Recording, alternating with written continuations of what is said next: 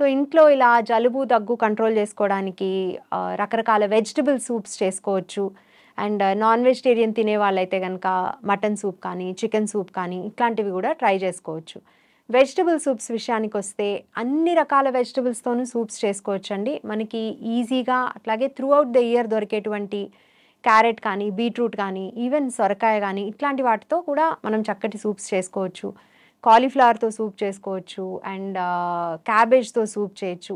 ఎటువంటి వెజిటబుల్ అయినా సరే దానికి కొంత ఎక్స్‌ట్రా ఫ్లేవర్ కావాలంటే ఉల్లిపాయ, వెల్లుల్లి లాంటివి కొంత యాడ్ చేసుకోవడము, అట్లాగే కొత్తిమీర, పుదీనా లాంటి హెర్బ్స్ కూడా యాడ్ చేసుకున్నట్టయితే దానికి ఎక్స్‌ట్రా ఫ్లేవర్ వస్తుంది. అలాగే వాటిలో ఉండేటువంటి మెడిసినల్ ప్రాపర్టీస్ మూలాన కూడా కొంత మనకి ఫ్లెమ్ క్లియర్ అవ్వడము, దగ్గు తగ్గటము, ఆ గొంతు నొప్పి నుంచి కొంత రిలీఫ్ రావడం కూడా జరుగుతాయి.